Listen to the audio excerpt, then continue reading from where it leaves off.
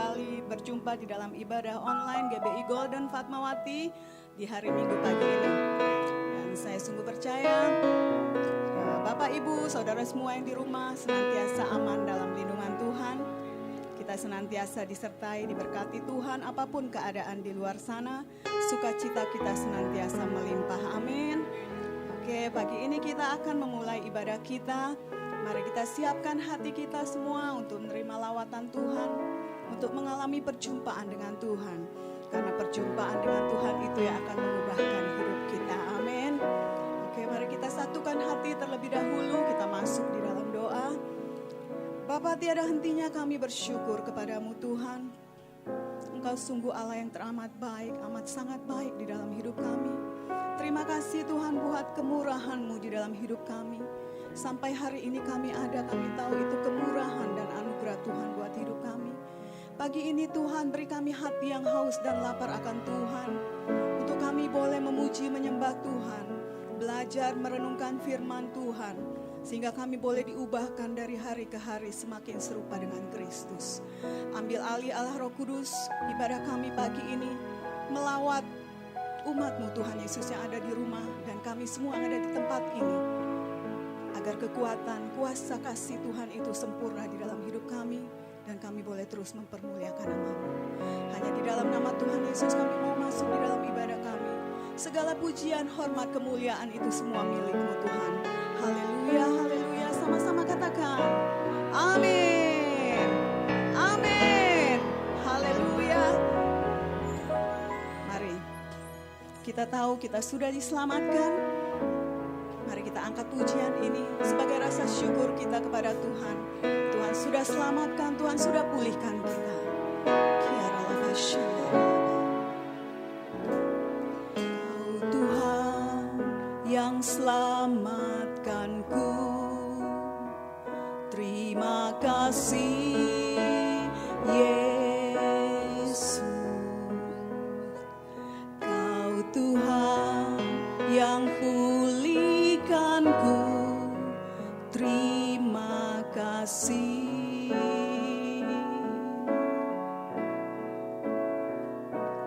Kau Tuhan yang sembuhkanku,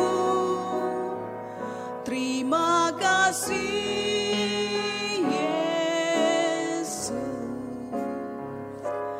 Kau Tuhan memberkatiku, terima kasih. Naikkan pujian bagi Dia. Segala pujian dan syukur hanya bagi-Mu Yesus. Benar Tuhan. Dengan apa kan ku balas kasih-Mu?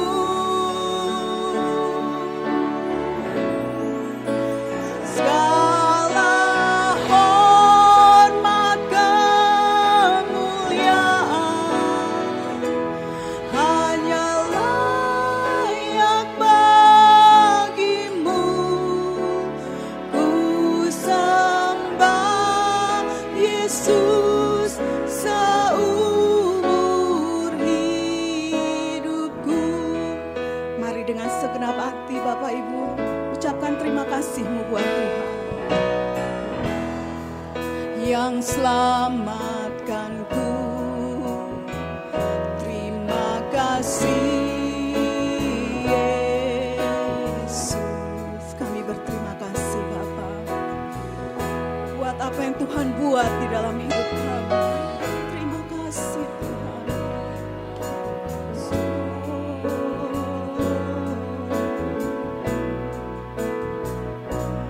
Kau Tuhan yang sembuhkanku, terima kasih Yesus. Kau Tuhan memberkatiku,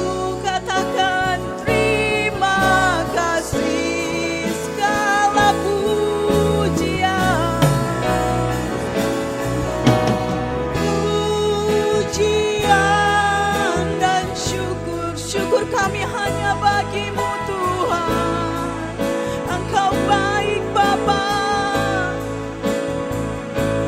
Dengan apa kan ku balas kasih-Mu, segala hormat, segala hormat kemuliaan hanyalah yang bagi-Mu. Ku sembah Yesus seumur, kami sembah Kau Yesus.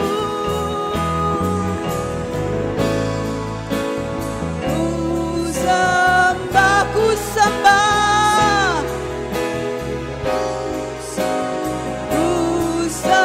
sekali lagi katakan ku sembah. Ku sembah Yesus seumur hidupku. Haleluya. Mari sembah Tuhan, sebab Dia baik, sebab Dia baik. Allah yang selamatkanku, Allah yang sembuhkan, pulihkan. Terima kasih Tuhan. Toda ya Rabba ya Sanes. Haleluya, haleluya. Terima kasih Tuhan. Kiara laba shandara, hinara lama shandara, kiara laba ya shandara, kiara laba shandara. Terima kasih Tuhan.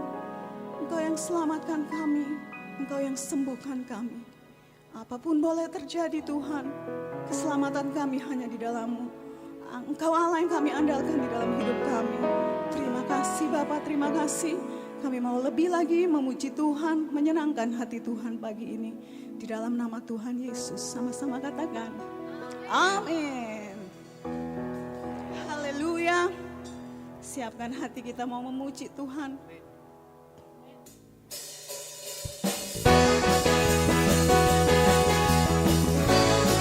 Hati kami hanya percaya kepada-Mu Tuhan. Engkau Tuhan kekuatan dan mazmur kami. Tuhanlah kekuatan dan mazmurku, amin. Ya gunung batu dan keselamatanku, haleluya. Hanya pada-Mu hatiku percaya. Kaulah menara dan kota perlindungan. Kami mau bersyukur, ku mau selalu bersyukur, sebab cinta-Mu padaku takkan pernah berubah. Hatiku percaya, walau bumi bergoncang, gunung-gunung beranjak, namun kasih setia-Mu tak pergi dariku. Haleluya. Tepuk tangan buat Tuhan, yang terbaik buat Dia. Mari sama-sama katakan sekali lagi. Tuhanlah kekuatan dan mazmurku. Dia gunung batu dan keselamatanku, ya. Hanya pada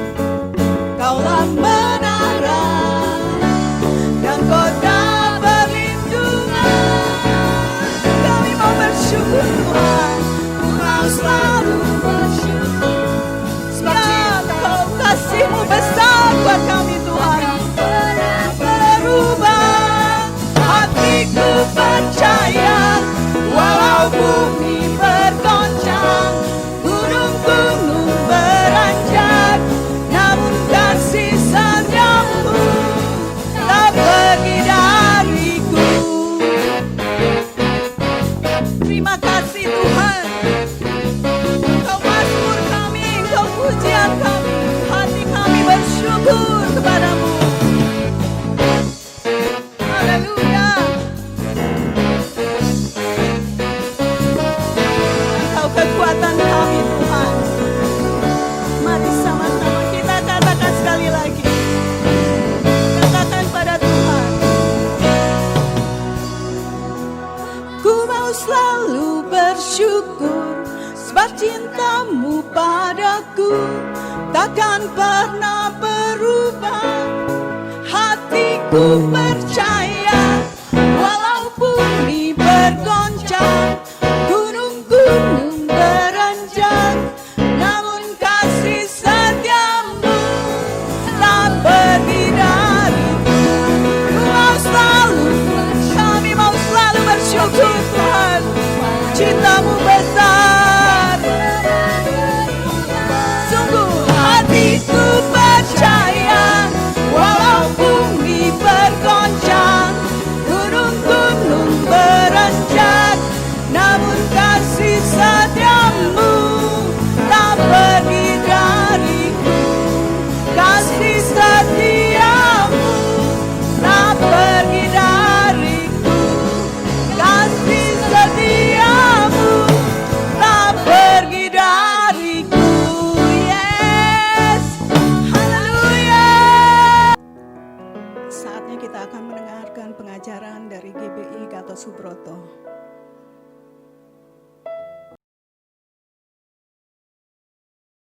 Selamat hari Minggu. Saya percaya semua masih mengalami sukacita Roh Kudus. Edisi Voice of Pentecost kali ini akan membahas hidup yang dimotivasi oleh Roh Kudus. Dengan adanya pandemi COVID-19, kehidupan di negara kita dan di seluruh dunia berubah sepenuhnya. Sekarang gereja tidak bisa lagi secara maksimal menemani jemaat dalam pergumulannya secara fisik, sebab semuanya dibatasi oleh penggunaan teknologi untuk berkomunikasi. Di mana dulu kita bisa dengan bebas beribadah di gedung gereja, konseling tatap muka, berdoa bersama dalam rumah doa. Sekarang semuanya harus dilakukan secara online. Mungkinkah Tuhan mengizinkan semua hal ini terjadi? Tuhan mengizinkan hal ini untuk terjadi supaya setiap orang mulai memperhatikan kondisi dan pertumbuhan rohani masing-masing. Salah satunya adalah supaya kita bisa menggunakan waktu ini untuk membangun hubungan yang lebih intim dengan Tuhan. Sangat penting bagi kita untuk bisa membedakan arti pengertian dan pengalaman. Memasuki masa yang baru ini, kita harus mengalami Tuhan secara pribadi. Mungkin dulu pengenalan kita akan Tuhan hanya sebatas apa yang dikatakan oleh pembicara atau apa yang diajarkan oleh guru kom saat kelas. Tetapi sekarang, kita harus berusaha untuk mengalami dan mengerti peran Roh Kudus dalam kehidupan kita secara pribadi. Roh Kudus memiliki berbagai macam peran dalam kehidupan pribadi seseorang. Yang pertama adalah sebagai penolong. Roh Kudus sebagai penolong yang diutus Tuhan kepada kita. Dalam masa-masa seperti ini, kita perlu meminta dan mengandalkan pertolongannya dalam kehidupan kita. Kedua adalah sebagai roh kebenaran. Roh Kudus memimpin kita untuk memahami seluruh kebenaran firman Tuhan. Kita perlu melatih diri kita untuk lebih peka dalam mendengar bimbingan Roh Kudus dalam kehidupan kita. Yang ketiga adalah sebagai penghibur. Roh Kudus memberikan dan memulihkan rasa aman dan nyaman, bahkan dalam situasi yang tidak memungkinkan bagi akal manusia. Keempat adalah sebagai sumber kuasa. Kisah Para Rasul 1 ayat 8 berkata, Roh Kuduslah yang memberi kita kuasa yang memampukan kita untuk melakukan pekerjaan Tuhan. Kelima adalah memilih dan menentukan peran dalam pelayanan. Roh Kudus bukan hanya memakai, tetapi juga bisa menentukan posisi, lokasi, dan peran seseorang di dalam pelayanan. Contohnya Stefanus dipilih untuk pelayanan meja, Petrus dipilih sebagai rasul, dan saudara juga bisa dipilih oleh Roh Kudus dalam pelayanan di bidang masing-masing. Keenam adalah mengurapi. Pengurapan yang berasal dari Roh Kudus inilah yang akan mengajar orang Kristen dalam setiap pemikiran, keputusan, dan langkah yang diambil. 7. Roh Kudus memberi perintah. Roh Kudus memberi rema dan firman yang harus kita terima sebagai perintah untuk dilaksanakan. Oleh sebab itu, perintah-perintah yang diberikan oleh Roh Kudus selalu membuahkan hasil yang baik bila kita percayai dan kita taati. Yang kedelapan adalah memimpin. Roh Kudus akan memimpin kita masuk ke dalam jalan dan rencana Tuhan atas hidup kita. Pimpinan Roh Kudus akan menciptakan manusia yang tidak lagi hidup untuk dirinya sendiri, melainkan untuk Kristus. Yakobus 4 ayat 8 berkata, "Mendekatlah kepada Allah, maka Ia akan mendekat kepadamu." Hal ini penting khususnya dalam masa-masa yang kita sedang alami saat ini. Inisiatif Tuhan untuk mendekati manusia tidak lagi perlu diragukan.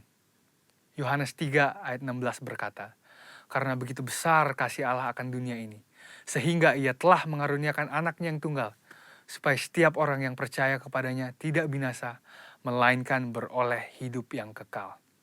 Di lain pihak, bagian kita sebagai orang Kristen adalah untuk meresponi panggilannya dan mendekat kepadanya. Sebab sebuah hubungan hanya bisa berkembang melalui frekuensi dan kualitas pertemuan. Dan dua hal inilah yang akan menciptakan hubungan yang intim di antara kita dengan Tuhan. Ketika hubungan yang intim telah dibangun, kita akan dapat lebih mengenal pikiran, perasaan, dan kehendak Tuhan. Pengenalan akan Tuhan bisa diumpamakan sebagai sebuah puzzle yang semakin lama semakin lengkap. Sekali lagi, melalui frekuensi dan kualitas pertemuan kita dengan Tuhan, hubungan kita dengan Dia akan semakin kuat. Orang Kristen khususnya Pentakosta perlu pengalaman rohani dengan Roh Kudus untuk membangun pengenalan akan Tuhan. Pengenalan akan Tuhan tidak akan ada pernah habisnya. Dan itulah sebabnya usaha mengenalnya lewat pergaulan dengan Roh Kudus menjadi keterikatan permanen hingga hari Tuhan itu tiba. Khususnya dalam masa-masa ini, mari kita mengejar Tuhan lebih lagi dan membangun hubungan yang lebih intim dengannya. Alami Roh Kudus setiap hari, selamat hari Minggu, dan Tuhan Yesus memberkati.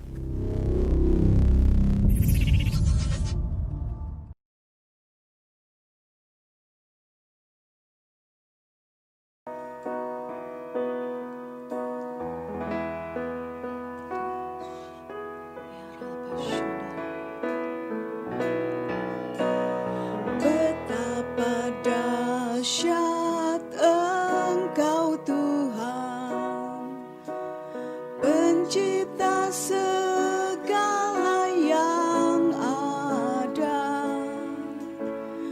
dulu sekarang sampai selamanya. Hanya Engkau Tuhan, tak terselami Tuhan, tak terselami pikiranmu, tak terukur panjang setiamu, dulu sekarang sampai selamanya. Hanya Engkau Tuhan, kami sembah Engkau, sembah Engkau Yesus. Hanya Engkau Allah di hidupku, tiada yang lain, hanya Kau, hanya Engkau Tuhan, selamanya Kau tetap Allah, walau dunia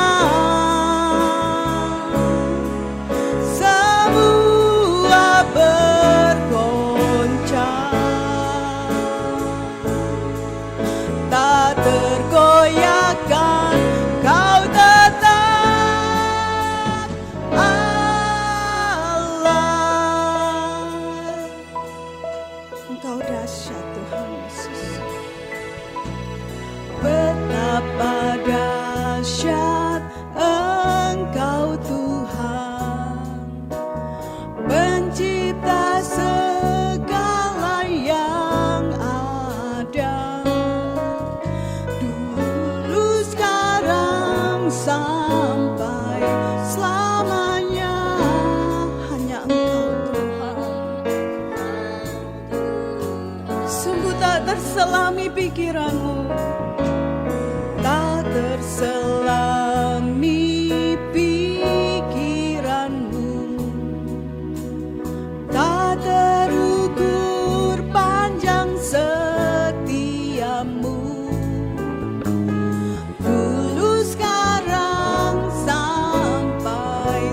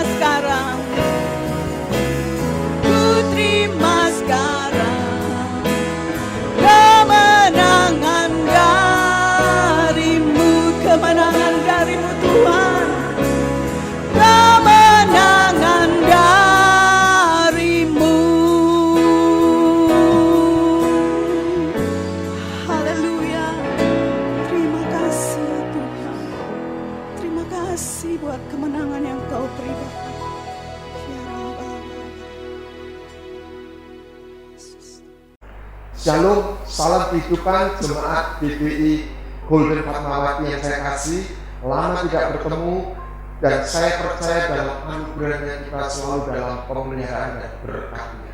Biarlah kita mengalami apa yang disebut tempat rahasianya, sehingga di dalam tempat rahasia, dalam bakteranya kita terpelihara sempurna. Kasih setianya itulah perisai kita dan harapan kita. Dalam kesempatan ini saya akan menyampaikan sebuah tema perjalanan spiritual melewati 3 dimensi waktu. Di situ kita boleh mengundang kehadiran Tuhan, bukan hanya sekarang, tetapi masa lalu, sekarang, dan akan datang. Mari kita berdoa. Bapa, kami datang kepadamu dan biarlah firman-Mu boleh disingkapkan dalam hati dan roh kami, sehingga kami boleh mengalami kehadiran-Mu, kebenaran-Mu, kasih-Mu dan kuasa-Mu, sehingga kebenaran ini memerdekakan kami, sehingga kami mampu hidup di dalam satu dimensi yang tidak kelihatan tetapi nyata adalah kerajaan surga, ada dan tinggal di dalam hati kami. Dalam nama Tuhan Yesus Kristus kami berdoa dan mengucap syukur. Amin. Firman Tuhan di dalam Ibrani mengatakan, tetapi orangku yang benar akan hidup oleh iman. Apabila ia mengundurkan diri, maka aku tidak berkenan kepadanya. Dalam perjalanan reformasi, Martin Luther menemukan bahwa manusia dibenarkan oleh iman. Tetapi saya khawatir sebagian orang dia gagal untuk memahami apa itu iman. Iman bukanlah semata-mata sebuah sistem kepercayaan. Iman adalah sebuah wujud. Bahkan dikatakan substance. Diterjemahkan dalam bahasa Indonesia dasar. Sebenarnya substance, bahan dari apa yang kita harapkan. Dari yang tidak kelihatan tetapi itu nyata menjadi satu bahan substance untuk menjadikan sesuatu menjadi realita. Iman adalah sebuah perjalanan. Maka dikatakan apabila mengundurkan diri. Siapa orang-orang beriman? Mereka bukan sekedar orang yang beragama. Mereka adalah orang yang mengalami kehadiran Tuhan. Dan mereka berjalan bersama Tuhan. Mereka mengalami apa yang dinamakan penyertaan Tuhan. Kenapa Saul menjadi takut kepada Daud? Karena ketika Saul seorang raja yang berkuasa berusaha membunuh Daud, di dekat jarak yang begitu dekat ditombak 2 kali, tetapi gagal. Saul tahu bukan karena dia kurang tajam lemparannya, ada satu kekuatan yang melindungi Daud. Apa yang dilihat Fir'aun ketika dia bertemu Yusuf bukan sekedar dia bisa menafsirkan mimpi. Kenapa dia dipercaya oleh Potifar? Mereka melihat ada penyertaan Tuhan, ada kehadiran Tuhan di dalam hidup Yusuf. Ada penyertaan dan perlindungan Tuhan di dalam kehidupan Daud. Sehingga raja yang berkuasa itu pun jadi gemetar. Ketemu Sinyo yang secara posisi dia nggak punya apa-apa.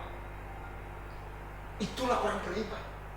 Nah, Tuhan yang kita sembah, dia menamakan dirinya Yahweh, Yud-He-Wah, Hayeh Asher Hayeh. Diterjemahkan, aku adalah aku, ada. I am who I am. Saya menangkap Tuhan yang kita sembah adalah Tuhan yang hadir, bukan Tuhan yang sebuah konsep semata. Makanya setelah Yesus naik ke surga, dia tetap ingin hadir di dalam hidup orang percaya. Adalah melalui Roh Kudus. Roh Kudus membuat dia nyata dan hadir dalam alam pikiran kita, dalam hati kita. Nah, apa yang kita harus kerjakan, apa yang kita harus pahami di dalam perjalanan ini, dalam hidup iman ini. Ini yang dikatakan Paulus. Saudara-saudara, aku Aku sendiri tidak menganggap bahwa aku telah menangkap. Tetapi inilah yang kulakukan. Aku melupakan apa yang telah di belakang dan mengarahkan diri kepada apa yang di hadapanku, dan berlari-lari kepada tujuan untuk memperoleh hadiah, yaitu panggilan surgawi dari Allah dalam Kristus Yesus. Paulus mengajarkan sebetulnya dalam proses perjalanan iman, pertandingan iman. Iman, ingat, bukan sekedar sebuah sistem kepercayaan. Perjalanan bersama Tuhan, bahkan sebuah pertandingan untuk kita menangkan. Paulus berkata ada 3 dimensi waktu.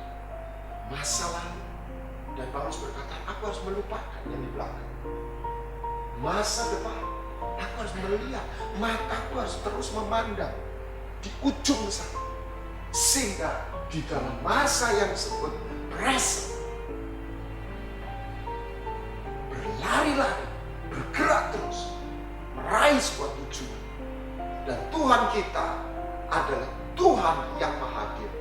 Bukan hanya di mana-mana, tetapi di 3 dimensi waktu. Makanya dia disebut Alfa dan Omega. Kitab Wahyu menyingkapkan dia bukan hanya ada, dia sudah ada, dan dia tidak akan datang. Dia ada di masa lalu, dia ada di hari ini, dia ada di dia kekekalan. Nah, kita hanya hidup di masa lalu sekarang. Yang kita alami sebut realita, itu adalah now, present. Kata present itu juga bisa diterima hadiah. Banyak orang tidak bisa menikmati gift present karena dia terikat oleh masa lalu. Jadi karena dia belum menghadirkan Tuhan dari apa yang di dalam masa lalunya, realita pengalaman, memori, dan itu belum disembuhkan. Banyak orang mengalami luka di masa lalu dan dia terikat di dalam masa lalu.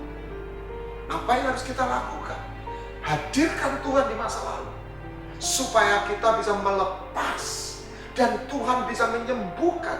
Tuhan punya pijaan, Tuhan hadir dalam masa lalu kita.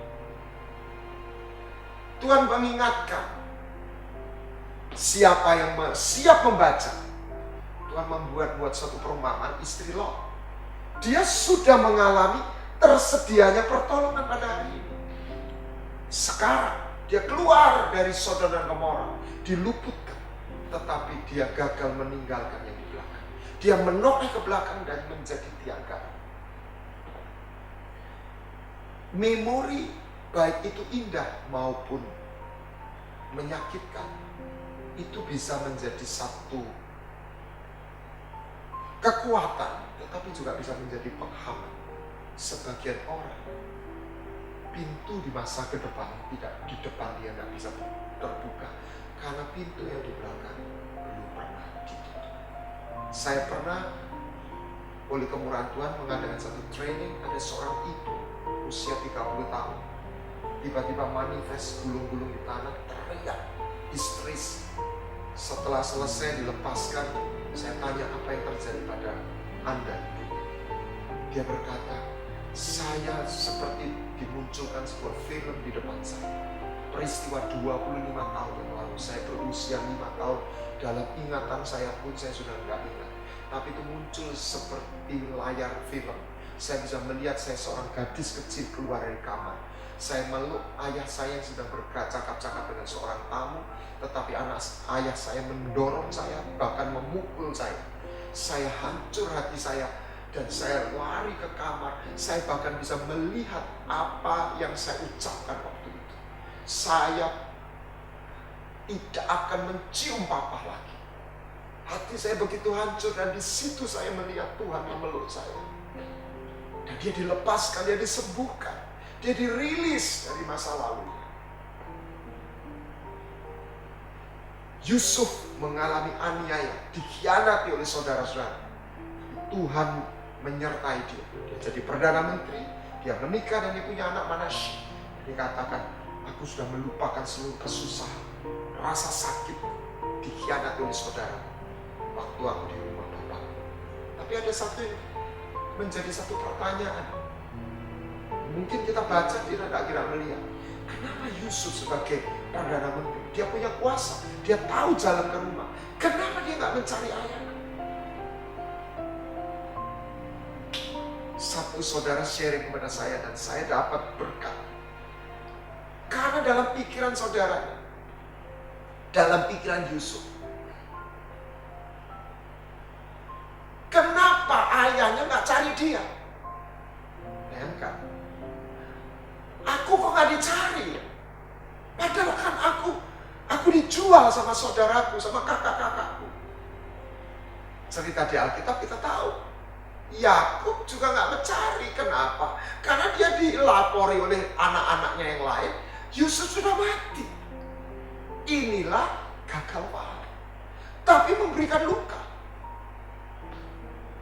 Saya percaya ketika mereka bertemu, mungkin Yusuf bertanya, Papa, ayah, kenapa kau nggak pernah cari aku? Loh, nah, aku kira kau sudah mati. Saya sedikit mengalami mirip seperti Yusuf. Saya marah sama ayah saya dulu sebelum saya bertobat. Dan saya dijamah Tuhan. Saya mulai mendoakan ayah saya secara manusia, tapi tidak ada hasil. Dan pada saat saya menyembah Tuhan, Roh Kudus mengambil alih. Saya bisa mendapat satu penglihatan bagaimana keadaan, keberadaan, isi hati ayah saya. Saya nangis sejadi-jadinya. Saya berhenti menudingkan jari saya kepada ayah saya, walaupun itu dalam batin. Saya berhenti menghakimi beliau. Saya justru merasa ada satu belas kasihan, ada satu kasih yang bisa saya rasakan dalam hati saya kepada ayah saya, yang sebelumnya saya dipenuhi dengan rasa marah dan mangkel saja. Di situ saya mulai mendoakan ayah saya. Dan seminggu kemudian dia mulai membaca Alkitab, yang sebelumnya dia nggak mau menerima kesaksian saya. Tanpa saya berkata-kata lagi, ada satu rekonsiliasi, sebuah kebenaran yang menyingkapkan. Saya dilepaskan. Salah satu problem saya oleh kemurahan Tuhan, saya sekolah itu dapat satu prestasi. Nilai di ijazah SMA saya tuh, nilai matematik saya itu 10 bulan. Mungkin aneh, tapi itulah yang saya dapatkan. Fisika 9, kimia saya lupa, mungkin juga 9. Tapi saya punya problem. Saya sharing ini bukan untuk membanggakan diri, justru saya sharing untuk menunjukkan problem saya. Apa problemnya? Saya tidak tahu masuk jurusan apa. Saya nggak punya tujuan. Kenapa? Karena saya mengalami krisis identitas. Kenapa? Karena saya marah atau hubungan saya dengan ayah saya tidak baik. Walaupun dalam hati kecil saya mengagumi ayah saya. Dan ternyata papa saya juga bangga sama saya. Tapi kita gagal paham. Itulah miscommunication. Saya melihat begitu banyak luka terjadi bukan hanya karena orang jahat menyakiti orang baik. 2 orang baik yang terjadi miskomunikasi. Tidak pernah memahami, tetapi itulah karena manusia sudah jatuh dalam dosa. Saya tidak tahu masuk jurusan apa. Dan waktu saya dijamah Tuhan, saya didamaikan. Masa lalu saya disembuhkan. Saya berkata kepada anak saya, kalau papa nggak terima Yesus, papa nggak jadi apa-apa. Bukan karena papa orang bodoh, tapi karena papa tidak tahu papa ini bisa jadi apa. Saya menemukan identitas itu karena saya disembuhkan dari masa lalu saya. Masa lalu bukan hanya untuk kita lupakan. Sebaliknya ada masa lalu yang ada sebuah warisan dari nenek moyang kita. Yang jelas ada sebuah penebusan yang terjadi 2000 tahun lalu. Bagaimana itu diambil menjadi sebuah realita. Sehingga kehadiran Tuhan bukan sekedar sebuah doktrin, tapi menjadi sebuah realita yang kita alami dan kita nikmati. Salah satu hubungan nenek moyang dengan keturunan adalah Daud dengan Hizkia. Tuhan mengikat perjanjian dengan Daud. Dan Tuhan berjanji bahwa dia akan meneguhkan anak cucu. Hizkia keturunan Daud Raja Yehuda. Dia mengalami stres. Karena apa? Raja Asyur mengepung Yerusalem. Dia berteriak minta tolong. Baca 2 Raja-Raja 19 ayat 34 dan 2 Raja-Raja 20 ayat 6. Dan waktu saya disingkapkan itu, betul-betul saya melihat kuasa perjanjian. Ini adalah satu topik tersendiri. Bagaimana kuasa perjanjian yang Tuhan berikan pada Daud itu membuat Hizkia mengalami sebuah pertolongan. Sebab Tuhan berkata, oleh karena aku dan karena Daud. Jadi kuasa perjanjian yang Tuhan berikan pada Daud mengalir ke dalam hidup Hizkia. Kita masuk dalam masa sekarang. Apa yang harus kita lakukan? Kita harus terus bergerak. Kita harus mau diproses sehingga kita mengalami progress. Iman adalah satu journey. You have to move. Kita harus terus berjalan sambil mata kita tertuju kepada yang di depan, Tuhan. Yerusalem baru, kekekalan. Tapi kita harus bergerak masalah. Kekristenan tidak membuat kita menjadi pasif. Energi itu terjadi karena ada pergerakan. Aliran darah mengalir, jantung berdetak. Tubuh harus bergerak, berolahraga. Demikian roh kita harus terus mengalir. Bahkan di tengah masa yang sukar. Justru di situ ketika kita membangun mesbah, kita boleh mengalami kehadiran Tuhan, penyertaan Tuhan. Kita boleh melihat 2 tambah 5 bukan lagi 7, tapi kita bisa mengalami hukum sorgawi 5.000 plus 12 batu. Ketika sorga terbuka, jadikan ini sebuah kesempatan. Tekanan krisis yang kita hadapi, ketika hati kita di dalam lapisan emas, dimensi sorgawi, itu membuat kita makin murni, makin kuat, dan mendapat kesempatan. Justru jadi kesempatan untuk kita mengambil warisan atau harta rohani. Nah, kita harus mengerti tentang sebuah waktu untuk kita terus masuk dalam level to level. Segala sesuatu ada masanya. Maka Tuhan berkata dalam Mazmur 126, biarlah kita menabur sekalipun kita menangis, tapi kita terus berjalan maju sambil menabur. Hari ini banyak orang menangis karena pandemi ini. Tapi biarlah kita sekalipun kita menangis, kita tetap bergerak, kita tetap menabur. Karena mata kita tertuju pada Tuhan. Dan saya percaya kasih setia Tuhan. Tuhan berjanji siapa yang percaya pada Dia tidak akan dipermalukan. Tuhan mengingatkan, ketika waktu berjalan tidak ada progres, maka itu menjadi sebuah kesalahan. Hamba 1 talenta tidak pernah melakukan imoralitas, tapi tidak pernah mengembangkan talenta. Dan Tuhan yang berkata, engkau jahat dan malas. Kemalasan bukan sebuah pelanggaran kejahatan kepada moralitas. Kemalasan adalah kejahatan kepada kehidupan. Karena hidup ini bukan sebuah anugerah yang diberikan, dititipkan, tapi dipercayakan untuk menghasilkan buah-buah hidup.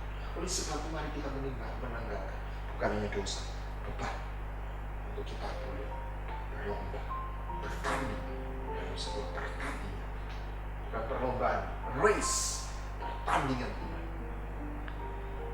Nah, yang ketiga adalah kita tidak bisa hanya hidup hari ini. Kita tidak cukup melihat Tuhan hadir pada hari ini, masa lalu, tapi juga akan datang. Masa lalu menjadi satu kekuatan, warisan, apa yang jadi beban dilepas. Masa sekarang kita harus terus bergerak, rela diproses dan progres yang digerakkan oleh melihat sesuatu yang jauh ke depan. Eternity. Maka kita melakukan accountability dan integrity. Karena kita melihat eternity. Apa yang membuat Musa tidak takut pada Firaun karena dia melihat sesuatu yang tak lihat. Apa yang membuat dia bercahaya wajah? Karena dia melihat Tuhan. Marilah dengan mata yang tertuju pada Kristus, yang sudah melewati pertandingan dan memimpin kita dalam satu pertandingan itu. Ada luka yang pernah dialami oleh Kristus, makanya dia jadi imam besar yang berbelas kasihan. Jangan takut dengan luka yang kita alami karena keadaan atau perlakuan orang lain. Luka itu akan Tuhan sembuhkan, bahkan menjadi satu tanda pertandingan dan kemenangan iman kita. Ketika Tuhan bangkit luar biasa, dia sisakan lubang di tangannya, lubang di kakinya, dan lubang di lambung. Dia gak buat itu untuk kembali, untuk mengingatkan, aku sudah bertanding. Ada luka, aku sudah tersalib. Dalam tubuh kemuliaan, lubang di tangan yang tetap diberikan. Luar biasa. Nah, saya suka dengan ayat Yesus. Dia tahu kalau dia ke Yerusalem, dia akan mati.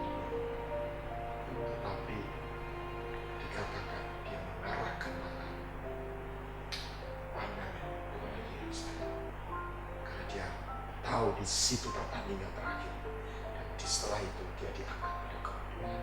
Demikian pula Paulus. Aku tidak tahu apa yang terjadi selain penjara dan siksa, tapi inilah yang dikatakan Roh Kudus padaku. Tapi aku tidak menghilangkan nyawa, asalkan aku bisa menyelesaikan. Ada dua profil hamba Tuhan, Musa dan Elia. Musa berumur 120 tahun meninggalnya. Imam Eli, bukan Elia, Imam Eli 98. Tapi dikatakan Imam Eli itu tua. Musa tidak pernah dikatakan tua. Imam Eli kehilangan pandangan, matanya buta, nggak bisa lihat. Tubuhnya gemuk, tidak ada kekuatan. Musa strong. Ini satu tipologi. Dua hamba Tuhan yang menjelang usia, yang satu matanya tetap seperti Raja Wali, mampu melihat ke depan. Ini sudah kehilangan visi, sehingga dia nggak mampu bersikap mana yang benar, mana yang tidak. Dia tidak bisa memimpin anak-anaknya, karena dia sudah kehilangan visi. Dia sudah berhenti bertanding dan berperang. Ketika orang melihat sesuatu, dia akan digerakkan. Kitab Ibrani berkata, lay hold the hope, seperti saw, seperti anchor, jangkar yang menarik kita dalam line dan tujuan. Ada sebuah kata bijak yang mengatakan, tidak ada sebuah hasil yang dapat diberikan tanpa ketekunan dan pengorbanan. Dan tidak ada sebuah ketekunan dan pengorbanan dapat diberikan terus-menerus tanpa keyakinan. Dan tidak ada keyakinan dapat bertahan tanpa mengenal untuk apa yang semua. Kenapa Paulus bertahan dan begitu kuat? Sekalipun dia harus dimarahi, dia bersaksi, aku tahu kepada siapa aku percaya, dan aku tahu apa yang Tuhan sudah sediakan buat hidupku, kekekalan mahkota yang akan mati. Kenapa Stefanus menjadi martir? Dia nggak mati di dalam satu ratapan, tetapi mati di dalam satu pandangan yang bergelora, karena dia melihat Yesus menyambut dia.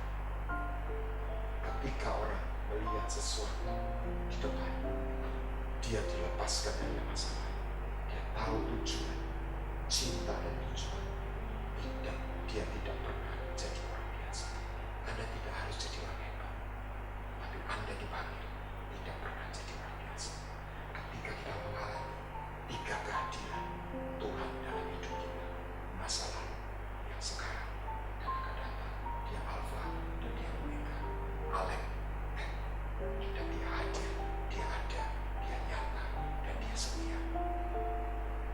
Keep moving, terus bergerak, alami progres. Amin.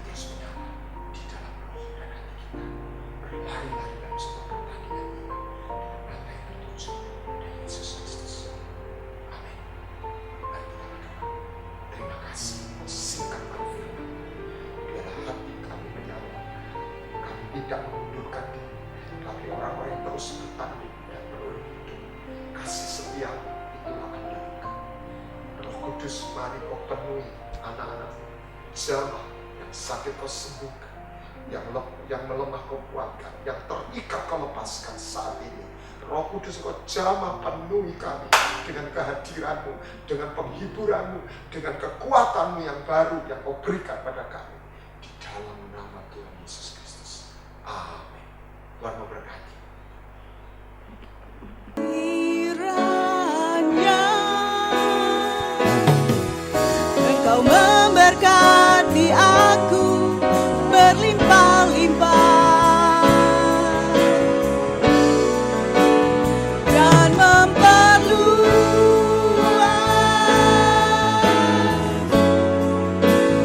daerahku.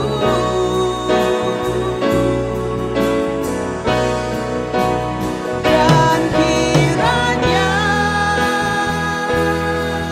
tanganmu menyertai aku dan melindungi aku daripada malapetaka, sehingga kesakitan tidak menimpa aku,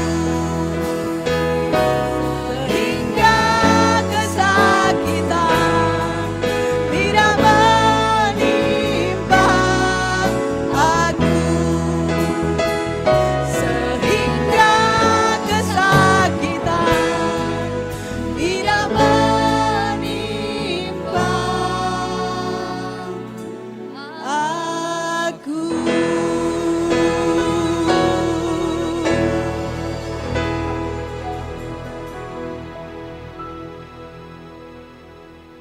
Saudara kasih Tuhan, terimalah kasih Allah berlimpah-limpah di dalam anaknya Tuhan Yesus Kristus dan persekutuan indah dengan Kudus mulai hari ini sampai Yesus jemput kedua kali, bahkan sampai selama-lamanya. Yang percaya sama-sama ucapkan amin. Puji Tuhan.